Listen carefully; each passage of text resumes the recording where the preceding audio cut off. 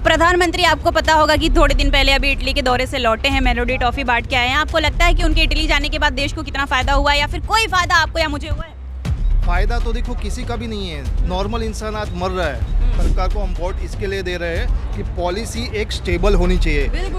Every day, every month या every year changing नहीं होनी चाहिए। आज हमें बैंक में 10 बार जाना पड़ता है। ये KYC नहीं है, ये नहीं है, वो नहीं है। हम लोग यही करते रहे, काम कभी करेंगे? सरकार से खुश नहीं है जी। सरकार की जो सबसे पहली बात है कि उनकी विदेश नीति फैल रही। जी अंकल बताइए। बेटा ये है ना कि सबका साथ सबका विकास तो हो ही नहीं रहा है। हिंदू मुस्लिम हो गए, देश को बर्बाद कर रहे हैं। और कोई उससे ज्यादा मैं कुछ भी नहीं बोलूँगा। आप हमारी मुसलमान बहनों को व्हाट्सएप पे तलाक दे दोगे, ईमेल पे तलाक दे दोगे, अन्याय है। इनके जान अंकल एक सेकंड अंकल को बड़े आर्टिकल याद है। इन्होंने मुसलमानों की बात कर ली, 3 तलाक की बात कर ली, हलाला की बात कर ली। 2 दिन पहले का केस है, डॉरी के लिए मार दिया गया। ना आपके मोदी जी सामने आके बोले, ना आपके देश का एक भी भाजपाई का नेता आके बोला कि औरतों को आए दिन रेप होता जाता है। आप इस पे कितना बोले? उसके लिए कानून है। कौन सा कानून? मैं बताती हूँ कौन सा कानून। 3 दिन कैंडल मार्च होता है, उसके बाद सब शांत हो जाता है। आप भाजपाई लोग बोल ही नहीं सकते। 48 से ज्यादा भाजपा में रेपिस्ट बैठे हुए हैं। कुलदीप सेंगर का नाम सुना है आपने? भाजपा के नेता हैं और ना जाने कितनी चार्जशीट लगी है रेपिस्ट की, अभी तक बुलडोजर नहीं चला। एक मुसलमान और गरीब अगर इतनी सी गलती कर दे तो बुलडोजर उनके घर तक पहुंच जाता है, लेकिन भाजपा के एक भी नेता के घर पे बुलडोजर नहीं चला। और 48 से ज्यादा भाजपा में ऐसे नेता बैठे हैं जिसके ऊपर रेप का केस चलता है, और इसीलिए भारतीय जनता पार्टी रेप के खिलाफ कोई कानून नहीं बना पा रही। इस बात से आप सहमत हैं? सही बात है, सहमत। ये मेरा 4 PM जो न्यूज चैनल है, भारत का सबसे बड़ा डिजिटल क्रिएटर चैनल माना जाता है। संजय शर्मा को देश का बच्चा जानता है। मेरा चैनल बंद किया, इन्होंने चैनल की बात की। 3 दिन बाद मैंने अपने पर्सनल इंस्टाग्राम अकाउंट पे सिर्फ इतना सवाल किया कि आखिर मोदी जी हमारे क्यों भारतीय जनता पार्टी को लेके आगे बढ़ते हैं और देश को दबाने की कोशिश करते हैं। बड़े आपकी जानकारी के लिए बता दूं, मेरी रील ब्लॉक कर दी गई, उससे भी मन नहीं भरा तो मेरा अकाउंट को भी सस्पेंड कर दिया गया। इसको आप डेमोक्रेसी कहते हो? कौन सा डेमोक्रेसी है? नमस्कार, मैं फिजा, स्वागत है आप सभी का 4 PM न्यूज़ नेटवर्क में। दोस्तों, एक के बाद एक असलियत आप सभी के बीच में ले आती हुई हूँ मैं, और लगातार दिखाती भी रहूँगी कि किस तरीके से देश में बेरोज़गारी बढ़ रही है, किस तरीके से देश में आए दिन परेशानी बढ़ रही है। आप सभी को पता होगा कि पिछले 4 दिनों में हमारे नरेंद्र मोदी की सरकार ने और हमारे प्रधानमंत्री नरेंद्र मोदी ने 8 रुपये पेट्रोल बढ़ा दिया है। अब जिस तरीके से पेट्रोल दिन पे दिन महंगा होता जा रहा है, अब मुझे ये लगने लगा है कि लोग धीरे धीरे गाड़ियों का इस्तेमाल करना बंद करेंगे, लोग धीरे धीरे पेट्रोल इस्तेमाल करना बंद करेंगे। तो उसके बाद क्या होगा, उसका आउटकम क्या होता है, वो आप सभी को पता होगा, क्योंकि मैं मुंबई जैसे एक बड़े शहर में मौजूद हूँ और सब जानते हैं कि मुंबई शहर में कितनी आबादी है।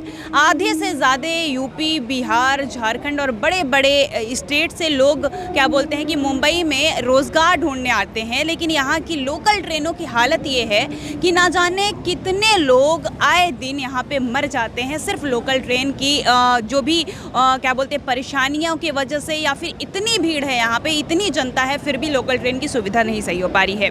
अब आए दिन तो भीड़ यहाँ पे होती ही है और बहुत ज़्यादा होती है, इतनी होती है कि कुछ लोग उसमें से गिर जाते हैं, ना जाने कितने लोग अपनी जान गंवा बैठते हैं। और जिस तरीके से लगातार पेट्रोल का दाम बढ़ता जा रहा है, पिछले 4 दिनों में 8 रुपये पेट्रोल बढ़ गया। आइए वो भी दिखाएंगे कि अब उसका इम्पैक्ट लोकल ट्रेनों पे कितना पड़ने वाला है, क्योंकि जो लोग अब तक स्कूटी, कार, बाइक और अपनी अपनी गाड़ियों से जाते थे, अब सब यही सोचेंगे कि जहां मैं इतना महंगा पेट्रोल खरीद के जाने से अच्छा मैं लोकल ट्रेन का इस्तेमाल कर लूं। लेकिन लोकल ट्रेन में भी इतनी भीड़ है, इतनी परेशानियां, वो धीरे धीरे आपको दिखाएंगे। तो यहाँ की जनता जो मौजूद है, आइए बढ़ते रहेंगे और आपको एक एक विजुअल्स दिखाएंगे। मैं अभी इस वक्त मुंबई के अंधेरी वेस्ट स्टेशन पे हूँ, रेलवे स्टेशन पे हूँ। यहाँ पे इतनी भीड़ है और अभी तो मैं आपको बता दूं कि मैं थोड़ा सा दोपहर का वक्त है, लोग इस वक्त ज़्यादा ऑफिस जाते नहीं है या फिर ऑफिस से आते नहीं है, तो यहाँ पे आपको थोड़ी भीड़ कम दिखेगी। लेकिन जब सुबह और शाम के वक्त आप आओगे तो आपको यहाँ पे पैर रखने की भी जगह नहीं मिलेगी, क्योंकि इस कदर यहाँ पे मारा मारी है लोकल ट्रेनों के अंदर घुसने की और इतने ज़्यादा लोग होते हैं। मैं आपको विजुअल्स भी दिखाऊंगी अपने एक जब मैं आपको खबर लगाऊंगी तो उसमें मैं आपको दिखाऊंगी कि किस तरीके से लोग यहाँ पे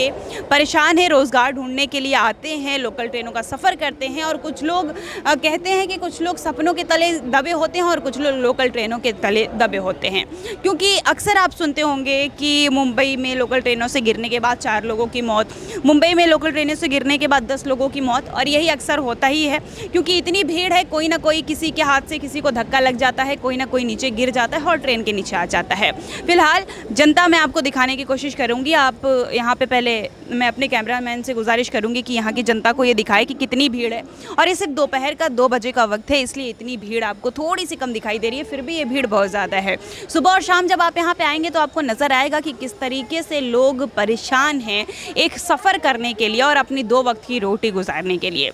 लेकिन हमारे भारत के प्रधानमंत्री नरेंद्र मोदी को ये चीज़ नहीं दिखाई देगी, ना इस पर कभी बात करेंगे। दिन पे दिन पेट्रोल के दाम बढ़ाते जा रहे हैं, दिन पे दिन सिलेंडर बढ़ाते जा रहे हैं, लेकिन जनता क्या चाहती है इससे उनको कोई लेना देना नहीं है, ना इस बात पे कभी उन्होंने कोई डिस्कशन किया है। आइए जनता से भी बात करना शुरू करेंगे। यहाँ पे मौजूद, सबसे पहले अपना नाम बता दीजिए। अभिषेक जी, सवाल यही है कि जिस तरीके से दिन पे दिन डीजल और पेट्रोल के दाम बढ़ते जा रहे हैं तो अब लोकल ट्रेनों में लोगों की तादाद बढ़ती जा रही है। मैं पिछले 1 महीने से ये रिसर्च कर रही हूँ कि मैं रोज़ ये बात देख लेती हूँ कि कोई ना कोई 2 या 3-4 मौतें ऐसे हो जाती है जो कि लोकल ट्रेन में भीड़ ज़्यादा होने की वजह से होती है, वो नीचे गिर जाते हैं, इतनी भीड़ है। लेकिन सरकार लोकल ट्रेनों को ना बढ़ा के पेट्रोल और डीजल के दाम बढ़ा रही है। अब जब पेट्रोल और डीजल के दाम बढ़ रहे हैं तो कहीं ना कहीं लोकल ट्रेनों में भी तादाद बढ़ेगी, क्योंकि सरकार तो हमसे ये भी अपील कर रही है कि आप क्या बोलते हैं कि गाड़ियां मत इस्तेमाल करिए, आप पेट्रोल कम फूकिए। फिर उसके बाद हमें ज्ञान दे के खुद निकल जाते हैं इटली, पता नहीं कितने करोड़ों का फ्यूल फूके। उस पर आप क्या कहना चाहोगे? या तो लोकल ट्रेन के आप हालात ठीक कर दीजिए या तो पेट्रोल दाम सस्ते कर दीजिए, इस पर आप क्या कहना चाहोगे? जी, बात आपकी दोनों तरफ बिल्कुल सही है कि जहाँ तक पेट्रोल की बात है तो वो डेफिनेटली रिसोर्सेज की एबिलिटी उतनी नहीं है तो पेट्रोल के प्राइसेस होने, वो बात सही भी है। बट आप जो ये कह रहे हैं कि प्रधानमंत्री को इटली नहीं जाना चाहिए, मैं इस बात पे पूरा सपोर्ट नहीं करूँगा, क्योंकि एटलीस्ट क्या वो हमारे देश को सपोर्ट कर रहे हैं, हमारा देश।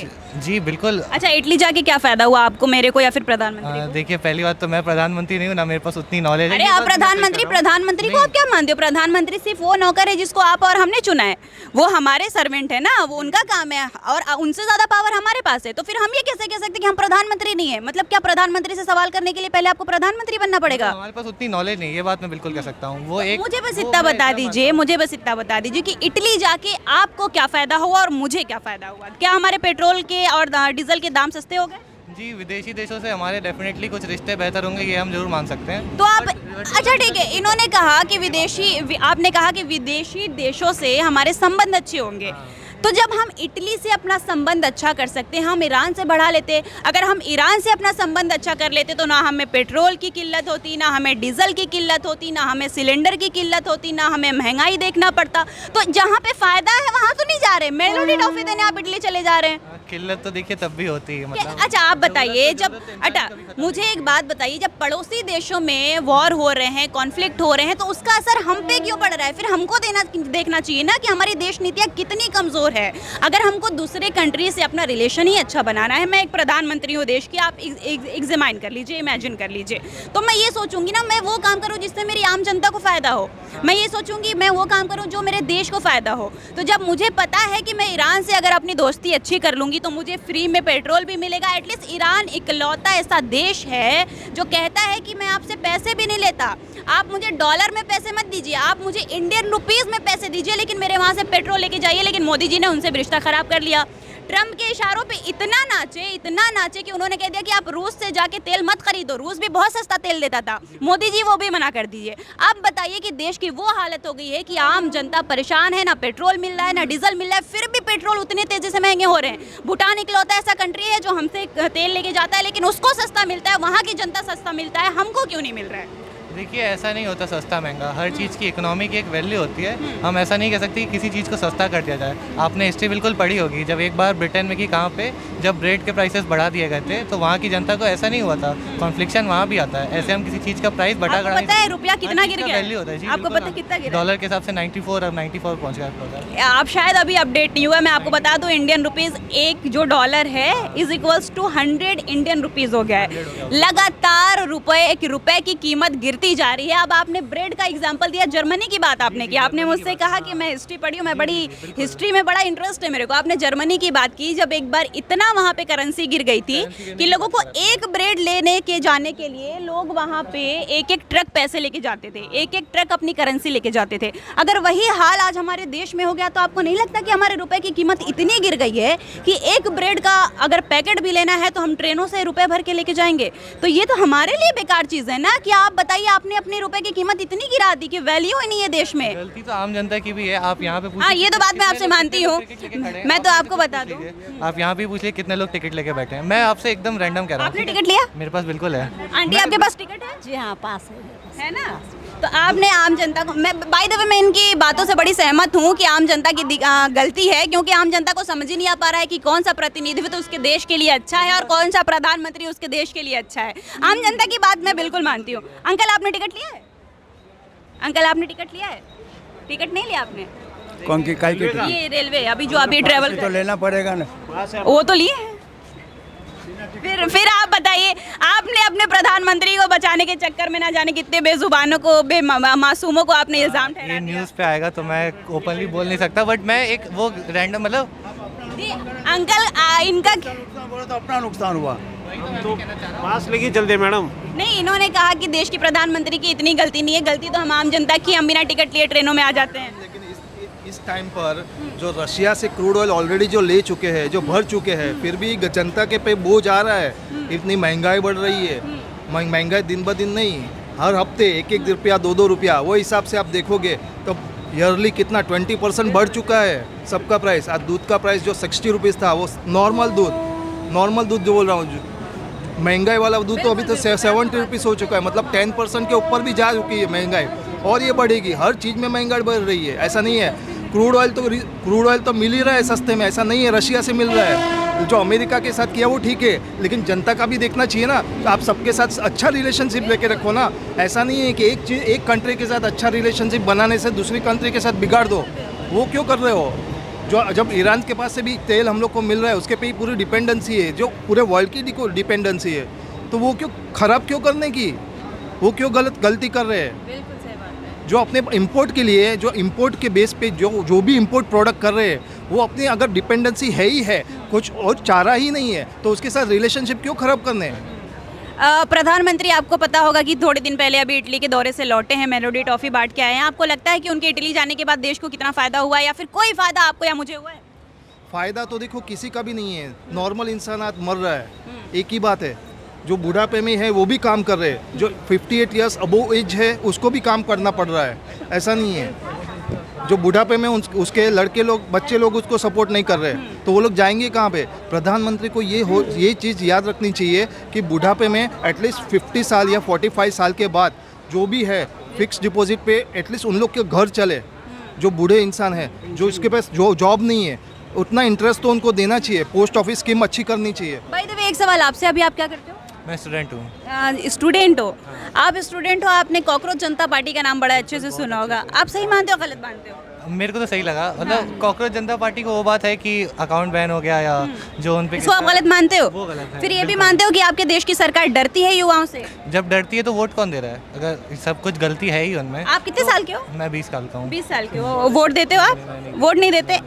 इन्होंने बोला कि वोट कौन देख रहा है। जी, बोल रहे हैं सबका साथ सबका विकास नहीं है, बस अपना साथ और अपना विकास हो रहा है। जी अंकल बताइए। ये बेटा ये है ना कि सबका साथ सबका विकास तो हो ही नहीं रहा है। हिंदू मुस्लिम हो गए, देश को बर्बाद कर रहे हैं, और कोई उससे ज़्यादा मैं कुछ भी नहीं बोलूँगा। 100% मैं आपकी बात से ये सहमत हूँ, क्योंकि जब 2014 में भारतीय जनता पार्टी की, जी आंटी आप, हाँ, इन्होंने हिंदू मुसलमान की बात की। आप एक हिंदू है, आपने मंगलसूत्र पहना है। भारतीय जनता पार्टी कहती है कि मैंने हिंदुओं का बड़ा विकास किया है। आपको लगता है कि भारतीय जनता पार्टी जब से आई है आपको कोई फ़ायदा हुआ है? आप तो एक औरत हैं, आप घर संभालती होंगी, महंगाई का बड़ा अच्छा से पता होगा, इस पर आप क्या कहना चाहोगे? ठीक है बेटा, आप जो बोले बेटे, मैं आगे कुछ बोल नहीं सकती, क्योंकि हम भी यही परेशान हैं। महंगाई से ही परेशान है। कुछ ना पगार बढ़ती है ना कुछ। हम भी क्या करते हैं आंटी आप? ये सीए के ऑफिस में काम करते हैं। बस जितनी पगार है उसी में ही गुजारा। मैडम लेकिन जितना पगार है। नहीं बढ़ रहा। और मुझे बड़ा सुन के आई डोंट नो वाई कि मैं बड़ी अशेम्ड हो रही हूँ, मुझे शर्म आ रही है सुन के कि यहाँ पे जितने देश के ज़ईफ़ लोग हैं, बूढ़े लोग हैं, उनको अब दिख गया कि हमारी सरकार क्या कर रही है। और आप एक जेंजी होने के बाद लोग बोलते हैं कि देश का जो युवा होता है ना, वो सरकार पलट भी सकता है और सरकार बना भी सकता है। लेकिन मुझे बड़ा अजीब लगा कि आप एक 20 साल के युवा होने के बाद आपने सरकार की इतनी तारीफ कर दी है, इतना कुछ देखने के बाद भी। जी अंकल, आप कुछ कहना चाहो? हम सरकार को हम वोट इसके लिए दे रहे हैं कि पॉलिसी एक स्टेबल होनी चाहिए। एवरी डे, एवरी मंथ या एवरी ईयर चेंजिंग नहीं होनी चाहिए। आज हमें बैंक में 10 बार जाना पड़ता है, ये KYC नहीं है, ये नहीं है, वो नहीं है। हम लोग यही करते रहे, काम कभी करेंगे, जॉब कभी पे जाएंगे। मुझे लगता है जितना सरकार जनता को लिखा पढ़ी में भेज रही है, उतना खुद लिख पढ़ लेती तो आज देश की यह हालत नहीं होती। जी अंकल, आप कुछ कहना चाहोगे? आप सरकार से खुश हो? सरकार से खुश नहीं है। जी सरकार की जो सबसे पहली बात है कि उनकी विदेश नीति फैल रही। 1992-93 का दौर इनसे बुरा था, फिर भी उन सरकार ने जनता से कभी अपील नहीं की आप कम खाओ, कम पियो, आप किसी गाड़ी में मत जाओ, पेट्रोल कम करो। उन्होंने मैनेज किया, मगर ये सरकार आत्मसमर्पण कर चुकी है, जिम्मेदारी से भाग रहे हैं, तो इसलिए विदेश जा रहे हैं, कहीं घूमने जा रहे हैं। ये सही नहीं है, देश के देश हित में नहीं है, जनता दुखी है और ये आराम कर रहा है। अच्छा, ईरान से जैसे रिश्ते हमारे खराब हुए हमारे भारत देश के। जी जी अंकल, मैं एक सवाल इनसे, हाँ नॉर्मल जो स्कूल है, जो ICSE स्कूल में हमारे बच्चे पढ़ते हैं, 1-1 लाख फीस है। कहाँ से लाए लोग? ICSE स्कूल की 1 लाख फीस है। ये स्कूल वाले लूट रहे हैं, सहमत हूं मैं आपकी स्कूल बात वाले से। लूट रहे हैं, एक बिजनेस बना चुके हैं। ये प्राइवेट स्कूल पर एक कंट्रोल होना चाहिए गवर्नमेंट का। आपको डर नहीं लगता? आपकी वीडियो देखने के बाद बहुत से ऐसे लोग होंगे जो आपको देशद्रोही साबित कर देंगे, कहेंगे सरकार के और मोदी जी के खिलाफ बोल रहे हैं। किसी के खिलाफ नहीं बोल रहे हैं। हाँ, आप अरे मैं तो पत्रकार हूँ, मैं तो ऐसे भी नहीं डरूंगी। हम किसके हाँ आप सरकार से खुश हो? सरकार दिन पे दिन महंगाई करती जा रही है, देश नीति बिगाड़ती जा रही है। फॉरेक्स रिजर्व भी तो वैसे ही हो रहा है जैसे फॉरेस्ट रिजर्व हमारा। देखिए महंगाई का मुद्दा क्या है, आबादी भी तो उतनी बढ़ रही है, आबादी तो उतनी, सरकार तो इस पे ये भी तो सरकार की जिम्मेदारी थी। आप कोई भी, चाइना ने कंट्रोल कर लिया, आप इतने बड़े देशों के नहीं कंट्रोल कर पा रहे। हमारे देश में आप यूनिफॉर्म सिविल कोड लाइए ना, UCC आप लाने ही नहीं दे रहे हैं इस देश के लोग, कि यहाँ पे अलग अलग ट्राइब्स रहती है, अलग अलग कम्युनिटी के लोग रहते हैं। आप ये बताइए, आपको मानना ही क्यों कि यहाँ पे अलग अलग लोग रहते हैं, अलग अलग कम्युनिटी के लोग रहते हैं? आप तो ये भी मान सकते हैं कि यहाँ पे सिर्फ इंसान रहते हैं, सबका साथ सबका विकास करेंगे। सबका साथ तो सबका हुआ है, सबका साथ सबका विकास अंकल हुआ है? आप बताइए, 2019 के इलेक्शन में मुसलमानों को सबसे ज्यादा घर दिया गया हमारे देश के अंदर, सबको राशन हमारे देश के अंदर दिया जा रहा है। आप ऐसे कैसे बोल रहे हैं? ये 5 किलो राशन पे जीने वाले लोग हैं। जी जी अंकल, जी जी। हाँ, वो खाली उबाला चावल खाओगे? चावल दे रहे 5 किलो ना। हाँ, झगड़ा मत करो। एक सेकंड बाय द वे यहाँ पे सरकार की बात हो रही थी, भैया आए और इन्होंने हिंदू मुसलमान की बात कर दी। चलिए ठीक है, मैं आपको एक और बता दूं। को जिम्मेदार होता। अबे हमारे दादा की कमाई कम थी, तो हमारे दादा तो 4 मरले घर नहीं बना सकते ना। अब आप बोलो मेरे दादा ने नहीं बनाया, दादा की कमाई 20 रुपया थी, 4 मरले घर कहाँ से बनाएंगे? हमारी जिम्मेदारी है कि हम अपने बच्चे के लिए 10 मरले घर बनाएं। चलिए, इन्होंने कहा कि इस एज पे युवाओं को दबाया जाता है। बिल्कुल, मैं आपकी बात से मैं बिल्कुल सहमत हूँ कि युवाओं को दबाया जाता है। कांग्रेस जनता पार्टी ने इतनी आफत मचाई कि उसके बाद आपको ये भी पता चल गया? बताइए, इतनी जानकारी है इनको, लेकिन ये नहीं पता चला कि पिछले 2014 के बाद से सरकार कितना देश को किस कोने कोने से भेज दी। इनको ये नहीं पता चला, लेकिन कांग्रेस जनता पार्टी फॉरेन से आती है, ये आपको पता चल गया। 2014 के बाद जब इस देश की मेजोरिटी को तो दबाया जा रहा था, जब वो बात कर रही है तो कॉकरोच निकल रहे हैं। कौन सी, किस मेजोरिटी की बात कर रहे हैं आप? किस मेजोरिटी की बात नहीं हो रही? आप मुझे बताइए, 370 आर्टिकल 370 को किसके लिए निकाला गया? अच्छा, उसने हो गया, आपको क्या फायदा हुआ उससे? आपको क्या फायदा हुआ पर्सनली अपनी आम जनता के साथ? कश्मीर भारत का अभिन्न अंग है।